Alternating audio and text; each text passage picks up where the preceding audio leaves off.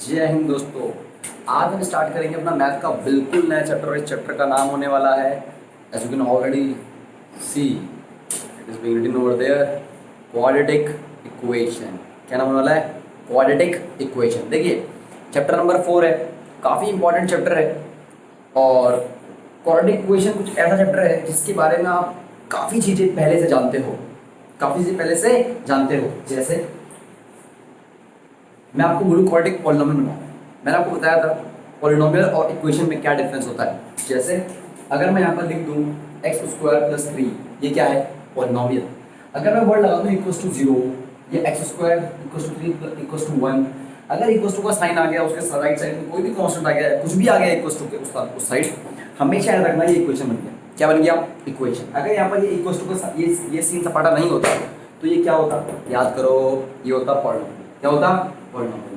तो बिल्कुल सेम याद कीजिए, सेकंड चैप्टर में आप लोगों ने स्टैंडर्ड पॉलिनोमियल ऑफ डिग्री 2 पढ़ा था, ax² + bx + c। इसके 2 जीरोस निकल के आए थे। सेम ऐसे ही तरीके से आप यहाँ पर स्टैंडर्ड क्वाड्रेटिक इक्वेशन पढ़ने वाले हो। क्या पढ़ने वाले हो? Standard quadratic equation. ये होती है ax² + bx + c = 0। बस फर्क देख रहे हैं, वहां पर इक्वल टू 0 नहीं होता, इसमें इक्वल टू 0 हम लगाते हैं क्योंकि ये इक्वेशन है। ये क्या है? इक्वेशन है। ठीक है। अब क्या है आपके एक्सरसाइज 4.1, उसमें आपको कोई भी एक्सप्रेशन दिया होगा और आपको बस ये चेक करना होगा कि वो एक क्वाड्रेटिक इक्वेशन है या नहीं है। देखिए क्वाड्रेटिक इक्वेशन को चेक करने की कंडीशन ये होती है उसकी सबसे बड़ी डिग्री 2 होनी चाहिए। मतलब उसके पास cubic degree x⁴, x⁴, x⁵ या x⁴ से कोई भी बड़ी डिग्री एग्जिस्ट नहीं करनी चाहिए। सबसे बड़ी डिग्री x⁴ ही होनी चाहिए और अगर x⁴ मौजूद नहीं है तो भी वो क्वाड्रेटिक नहीं है। यानी कि उसके अंदर कंपल्शन है कि x⁴ तो होना ही चाहिए।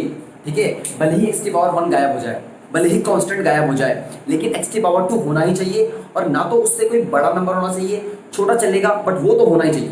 ठीक है, जैसे अगर मैं बोल दूं भैया x² + x + 1 = 0, क्या क्वाड्रेटिक इक्वेशन है? यस, छोटे हैं पर x² तो है, हमें तो स्क्वायर चाहिए। ठीक है। अगर बोल दूं x + 1 नहीं, क्योंकि इसमें x⁴ 2 नहीं है। अगर बोल दूं x² + x = 0, यस है, कांस्टेंट नहीं है कोई बात नहीं, बट इसमें डिग्री 2 है तो हमें चाहिए। अगर बोल दूं x² + 3 = 0, यस, क्योंकि इसमें डिग्री 2 है। डिग्री 1 नहीं है, हमें उससे फर्क नहीं पड़ता, लेकिन डिग्री 2 है। ठीक है। अगर बोल दूं x⁴ 3 + x² + x + 3, नहीं, क्योंकि बड़ी डिग्री कितनी हो गई? 3। ये क्वाड्रेटिक नहीं, ये क्यूबिक पॉलिनोमियल हो गया। तो मैं उम्मीद कर रहा हूं कि आप लोगों को समझ आ रहा होगा, मैं किस तरह चेक कर रहा हूं। अब देखिए आपकी एनसीईआरटी की बिल्कुल पहले एक्सरसाइज, उसके मतलब 5 या 6 पार्ट हो गए। पहले एक्सरसाइज का पहला क्वेश्चन, उसमें क्या करना है? कोई बात नहीं, उसमें क्या करना है? उसमें आपको ये चेक करना है, उसमें आपको सिर्फ ये चेक करना है कि कोई भी इक्वेशन क्वाड्रेटिक है या नहीं है। ठीक है। जैसे मान लो आपको ये एक्सप्रेशन दिया हुआ है x + 1 का होल स्क्वायर और आपको एक्सप्रेशन दिया हुआ है x + 3 का होल स्क्वायर।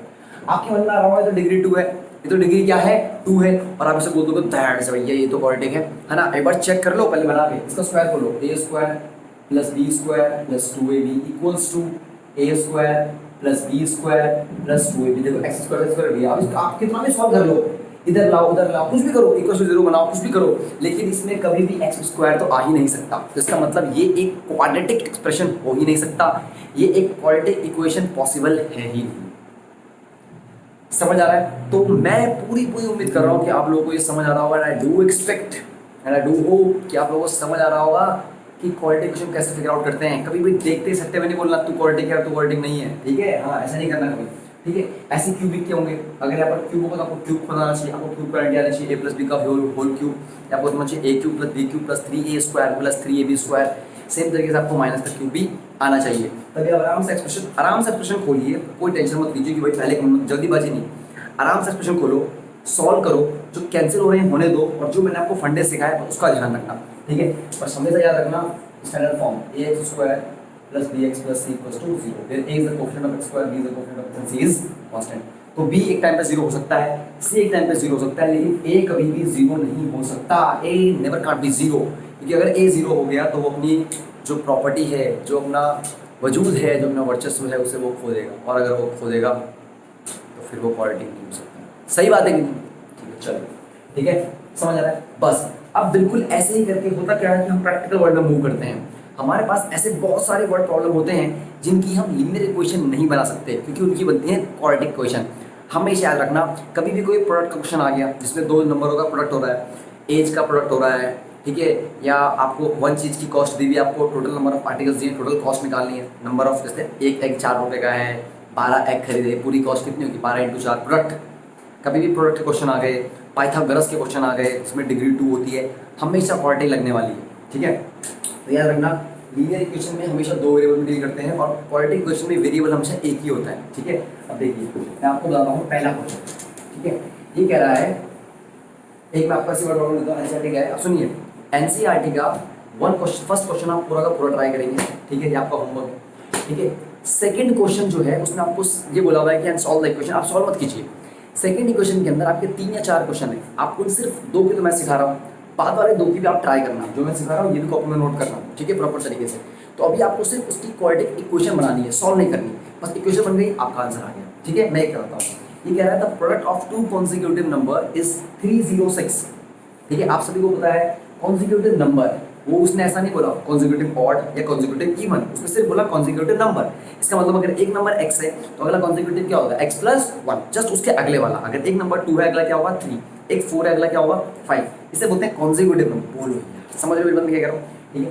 चलिए अब जरा अगर हम ध्यान दें और हम थोड़ा सा आगे बढ़ेंगे तो हमको समझ आएगा, ठीक है। लेट लिखना पड़ेगा, let the first number be x, then the other number will be x + 1 and their product। हो क्या कर रहा है, प्रोडक्ट x + 1, देखो एक ही वेरिएबल आएगा, इस 306 मल्टीप्लाई करो, x² + x = 306, इसको साइड लिया, x² + x - 306 = 0, बन गया डिवीजन, फिनिश। इतना ही करना है, ठीक है। अब आते हैं अगले क्वेश्चन में। अगले क्वेश्चन में क्या बोल रहे हैं, इसके बाद जो मैं 2 पार्ट छोड़ रहा हूँ, बढ़िया वाले क्वेश्चन है, ट्रेन वाले, वो मैं कराऊंगा। अगर किसी को डाउट होगा तो मैं से पूछना, मैं कराऊंगा, ठीक है। अब बात करते हैं अगले वाले क्वेश्चन की। अगला क्वेश्चन बोला कि the area of the rectangular park, देखो रेक्टेंगुलर पार्क किस टाइप से होगा, एक पार्क हुआ करता था जहां हम खूब खेला, ये x और ये क्या होगा, तो let the length of park be x meter, let the breadth of park be y meter। मैं लिखने में टाइम वेस्ट नहीं करता हूँ, ठीक है, मैं बोलता रहता हूँ, आपको समझना है, ठीक है। वो सुंदर सा लिखा है और टाइम पास कर रहा हूँ, वीडियो बड़ी कर रहा हूँ, कोई फायदा नहीं, ठीक है।